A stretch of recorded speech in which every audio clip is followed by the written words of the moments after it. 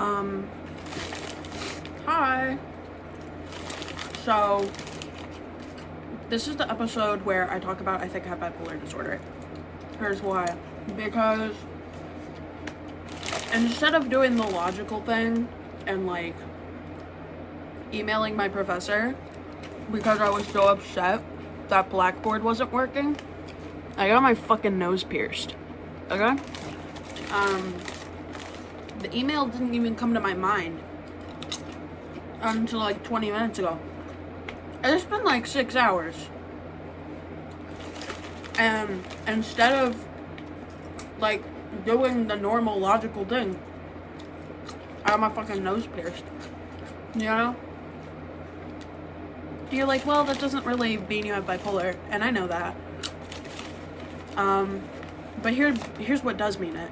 You know, because 2 weeks ago, about 2 weeks ago, I honestly was thinking about ending my shit. You know, like,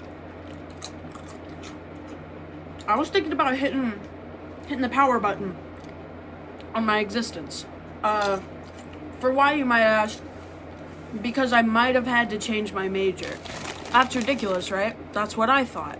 But I still felt it. Very intensely.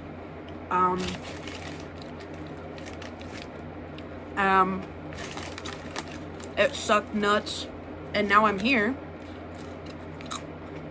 and I don't feel anything.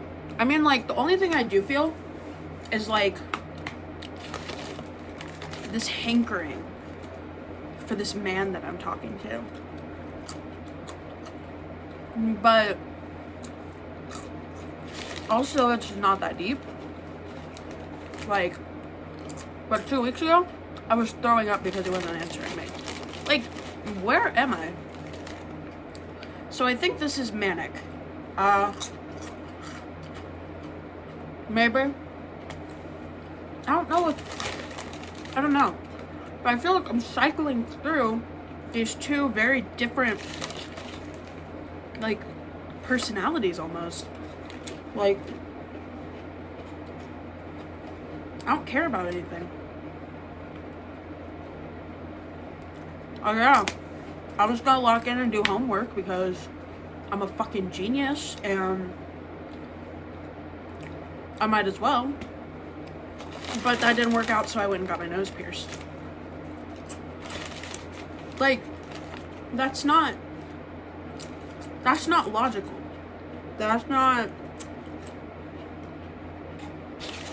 It's just not, my brain isn't braining, you know? It's silly. So, anyways, I'm eating, Sun Chips. I also feel like I'm in this really deep state of dissociation, which also just happens when my roommate isn't home, because she is my main source of human interaction at college. So when she isn't home, I start feeling real weird because I don't talk to anyone. But yeah, I'm just like, Tasmania is more like everything feels more intense. So maybe it's like reversed. Maybe I'm depressed right now. I don't know. Maybe it's just the ADHD impulsiveness and weird hormones. Or maybe I just suck.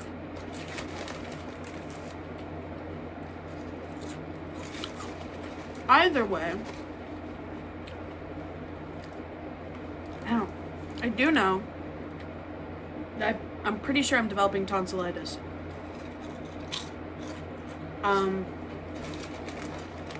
Which would be really funny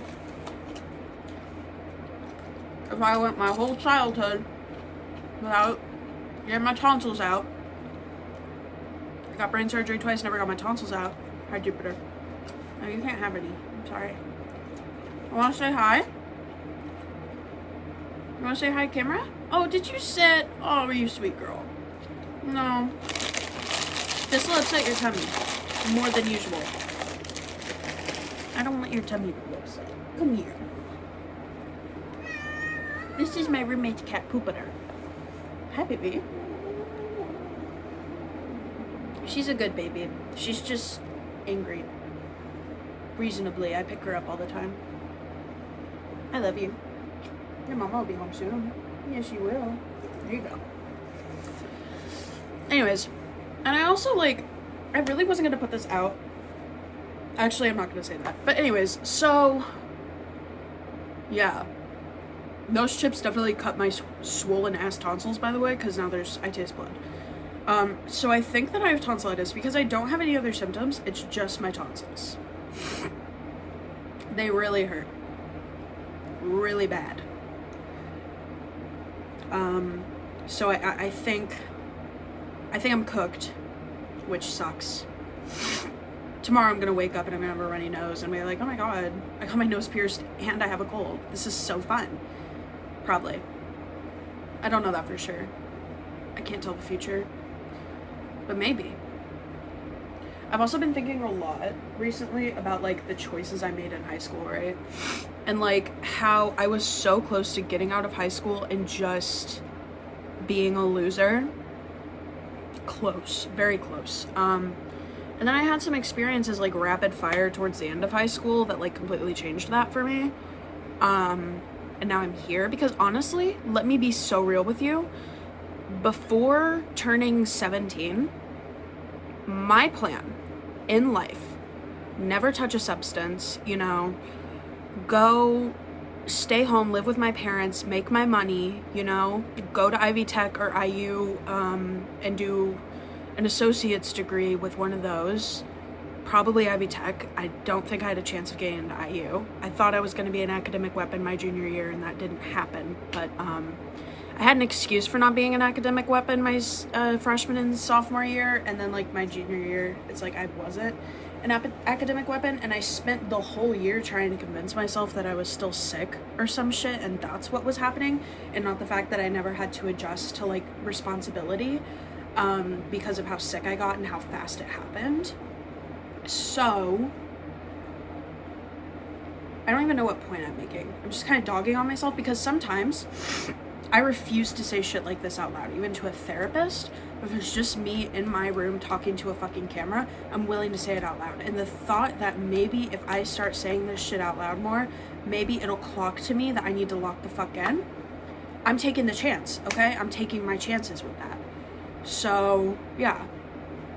That's my biggest issue, I think, is that I was just like, I very successfully convinced myself that I could just get through college the same way I got through high school. And that's literally no one's fault but my own. Like, I literally just ruined my own life multiple times over during high school for the love of the game. And now I'm in college and it's, like, affecting me. Because, yeah, I was sick and that wasn't within my control, but what was within my control is the way that I reacted to it. And I reacted very poorly. I made it my entire personality after definitely not wanting to. And then I got better. And it was like, oh, wait, I kind of want this to be a thing for me. And I, like, turned into this weirdo who couldn't stop talking about her weird, chronic, rare disease, whatever. And, like, it is a weird, chronic, rare disease, and I did kind of almost die, but, like, I really was exacerbating the fuck out of the whole thing, I feel like. And people definitely sniffed it out, and it's how I probably ended up losing a lot of my friends.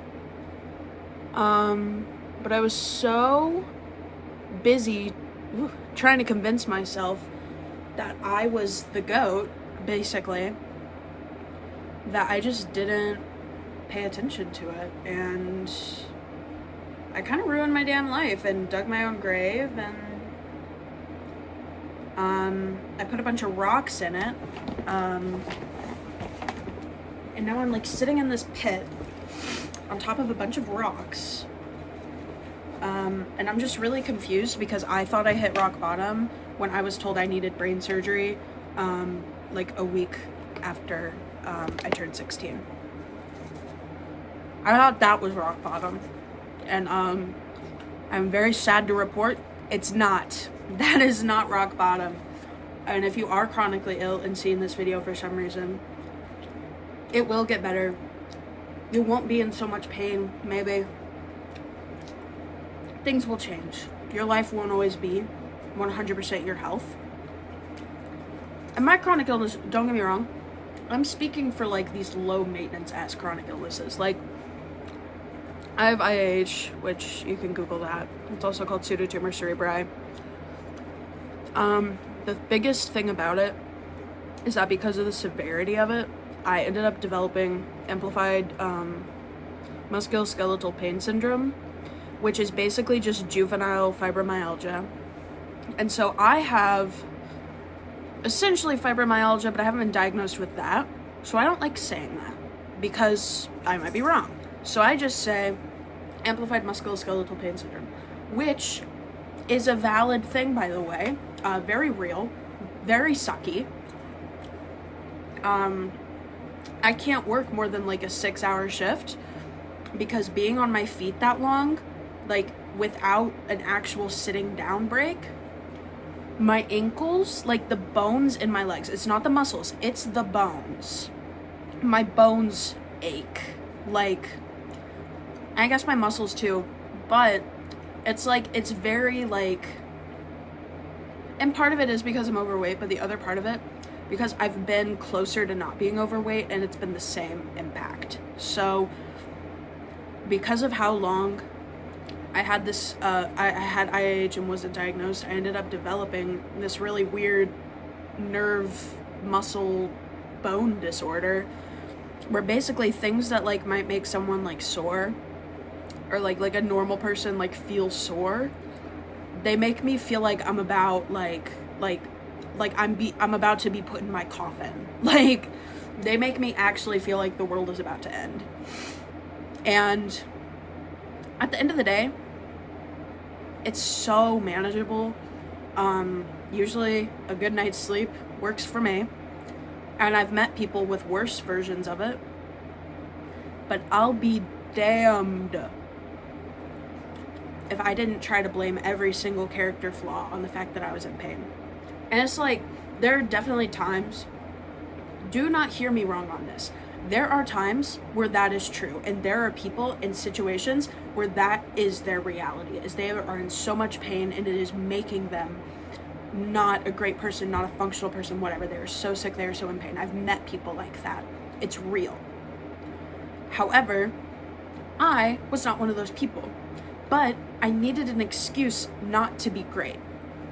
Because my entire life, I've felt like I have to be something. I felt like I have to be more than I have to be more than the people around me. I've been made to feel like I'm special, like I'm different, for a multitude of reasons. I'm not blaming my mom or my grandparents on this. It's just how things have worked out, and how it settled in my brain was that I am inherently different. I'm inherently special. Something is different about me. Something is special about me. And that pressure of like, I have to amount to something, but it's so ambiguous, I don't know what I have to amount to, has always made it really hard for me as someone who struggles to motivate themselves at all to do anything. It's always put pressure on this like, but I'm not that person, I'm not ambitious. I'm very type B, I think I genuinely could be happy in a career that isn't health sciences, but because I've had my brain set on that for so long, I don't want to switch it over. Or like, I don't have to be extraordinary. I don't have to go above and beyond. I don't have to be special. No one is forcing me, but for some reason in my head, I think that I have to be. And so it's like every single day, I'm trying to pull some level of energy or will or drive out of my fucking ass, and it just won't. So at some point, I just needed something to blame that lack of, like, motivation on. And when I got sick, perfect timing, you know? I was becoming self-aware. I was 15. I was becoming self-aware of the issue. I was trying to lock in, but I don't think I was doing that well. At this point, honestly, I've lied to myself so much about so much shit. I can't actually tell you what the hell was going on before I got sick. But all I know is I definitely exacerbated it because I needed an excuse not to be the person I thought I was, if that makes sense. And that's not every case at all. But that was mine. And it sucked. And it sucks that I'm sitting here right now, just now, like, being able to own up to it. And it sucks that I think my tonsils are swelling, because if I have to get tonsil surgery, you guys can kiss whatever ambition I have goodbye, because I am falling straight into that shit. Like, I'm not healed enough as a person not to, you know? So, yeah. I really hope no one I know ever finds this. If you do know me, hi.